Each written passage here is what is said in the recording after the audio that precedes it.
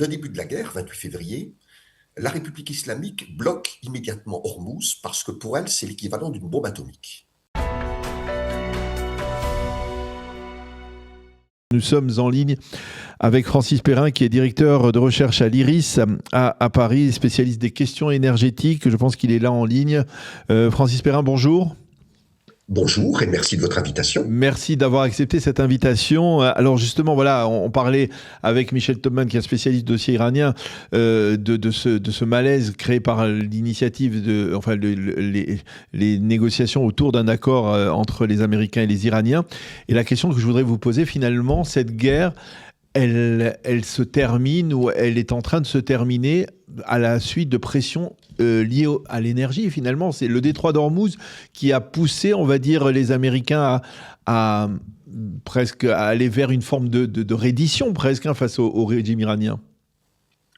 Alors, n'emploierai pas forcément aujourd'hui le mot de reddition. Oui, c'est vrai, c'est un peu un mot dur, mais et il reflète d'une certaine manière un peu le sentiment des Israéliens. Voilà, non, effectivement, oui, je comprends ce que vous voulez dire. Disons que c'est clair que les questions énergétiques, notamment le blocage d'Ormuz, et, deuxième point, les frappes iraniennes contre des installations énergétiques dans les pays arabes du Golfe, il y a ces deux dimensions-là, ont été absolument capitales. Elles ont, bien sûr, poussé l'administration Trump numéro 2 à chercher une issue, et nous saurons peut-être dans quelques jours, ce n'est pas sûr, quelle est cette issue, mais ajoutons quand même que cela a aussi poussé les dirigeants iraniens à chercher une issue. Pourquoi ? Le début de la guerre, 28 février, la République islamique bloque immédiatement Hormuz parce que pour elle, c'est l'équivalent d'une bombe atomique. Et les Américains, jusqu'au 12 avril inclus, ne font rien contre l'énergie en Iran, principalement pétrole et gaz. À partir du 13 avril, Donald Trump impose un blocus des ports iraniens. Et blocus des ports iraniens, ça veut dire pas uniquement, mais particulièrement le pétrole iranien. Qu'à ce moment-là, ils ne peuvent plus exporter. Et donc, avant, les dirigeants iraniens pouvaient se dire, nous avons du temps, nous empêchons les autres d'exporter leur pétrole et leur gaz vers le reste du monde, nous créons de grands dommages à l'économie mondiale, nous prenons l'économie en otage, et nous continuons tranquillement à exporter notre pétrole. La règle du jeu a changé le 13 avril. Et donc, le détroit d'Ormuz, c'est une pression sur les deux parties, en tout cas depuis le blocage américain. Avant, c'était que sur une partie, mais c'est toujours évidemment une pression sur l'économie mondiale. Rappelons que Hormuz, c'est 2 fois 20%, 20% de la consommation pétrolière mondiale et 20% des exportations mondiales de gaz naturel liquéfié, pour rester sur l'énergie, en ajoutant des engrais, des produits pétrochimiques, des plastiques, de l'aluminium, du soufre, de l'hélium. Donc c'est un enjeu majeur sur le plan énergétique et sur le plan économique pour le monde. Alors en fait, vous êtes en train de nous dire qu'en fait, dans ce bras de fer sur le dossier énergétique entre les Iraniens d'un côté et les Américains qui ont imposé ce blocus des ports iraniens, eh bien, finalement, c'est le facteur temps qui a joué et les Américains étaient beaucoup plus impatients que les Iraniens, alors que ça aurait dû être logiquement, dans une logique occidentale, on va dire, ça aurait dû être le contraire. Le facteur temps est capital dans cette guerre et dans une guerre en général. Qui pense qu'il a le plus de temps ? Et je dis bien qui pense, parce que ce n'est pas forcément la réalité, mais des dirigeants prennent des décisions sur la base de ce qu'ils pensent être vrai, pas forcément de ce qui est vrai. Clairement, les dirigeants iraniens se sont dit, élection de mi-mandat, début novembre 2026, ce que nous faisons fait flamber les prix du pétrole, donc les prix des carburants à travers le monde, y compris aux États-Unis, ce qui est parfaitement vrai. Les prix des carburants aux États-Unis ont augmenté de 50% par rapport à la veille du conflit, donc c'est beaucoup pour le Parti républicain qui se présente un peu en difficulté face aux élections de mi-mandat. Donc à Téhéran, on se dit, nous avons le temps, pas eux. Le 13 avril, la règle du jeu change. Trump bloque le pétrole iranien, principale recette d'exportation de l'Iran. Et là, la perception du temps n'est plus tout à fait la même. Et ça renvoie à une autre question. Donald Trump aimerait bien ne pas perdre les élections de mi-mandat, ce qui se comprend pour les républicains.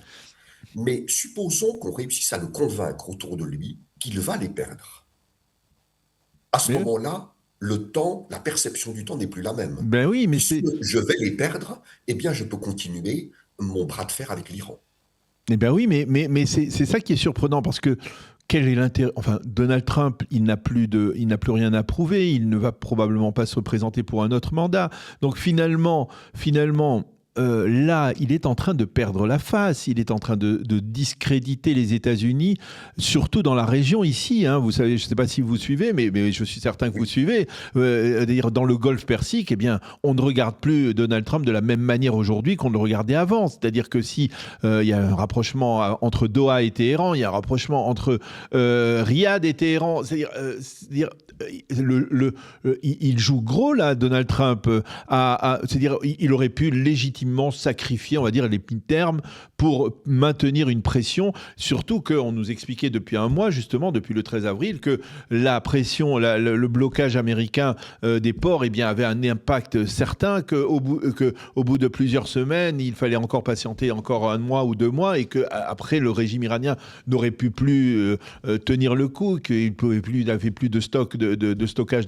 Donc tout cela, pourquoi finalement, c'est même assez surprenant qu'il se soit laissé convaincre d'aller vers une négociation. Alors, vous savez, la patience n'est pas la principale qualité du président Ah américain. oui, ça c'est On le vrai. sait bien. Lorsqu'un problème dure, le risque est que Donald Trump dise finalement, ça ne m'intéresse plus, je veux faire autre chose, je vais passer à autre chose. C'est un grand problème quand on est le président de la première puissance mondiale. Deuxième élément, l'administration Trump, parce que c'est le patron, mais il n'est pas tout seul. Autour de lui, il y a des avis divergents.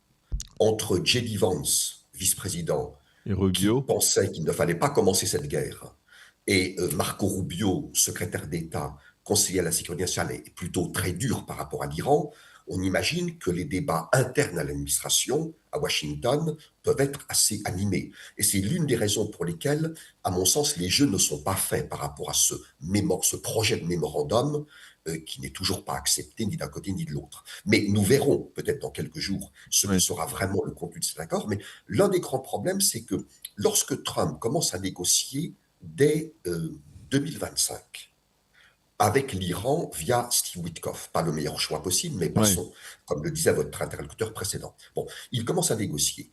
Les Iraniens disent nous sommes prêts à négocier à propos du nucléaire, point. Trump dit je veux négocier de 3 sujets.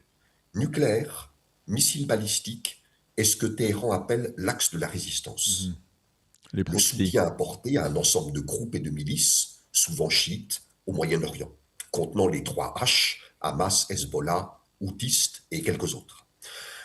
Donc, il part sur cette base-là. Et les négociations échouent, et c'est la guerre de juin 2025. On reprend les négociations en février 2026. Sur ces mêmes bases, ça échoue, et on a une nouvelle guerre. Et ce qui semble très préoccupant dans les derniers jours, c'est que les responsables américains parlent d'Ormuz, ce qui est logique, parlent du nucléaire iranien, ce qui est logique, mais ne parlent plus des 2 autres sujets Ouais. qu'eux-mêmes, en 2025 et début 2026, ont mis sur la table en disant aux Iraniens, il n'est pas question que nous parlions uniquement du nucléaire, parce qu'avant Hormuz n'était pas bloqué, et Ouais. maintenant uniquement d'Hormuz et du nucléaire. Et en fait, eux oublient les 2 autres sujets qui sont majeurs dans la capacité de nuisance de l'Iran, très importante au Moyen-Orient, et parfois même à travers Hormuz, bien au-delà de cette région capitale et stratégique pour le monde. Ouais. On le comprend bien, effectivement.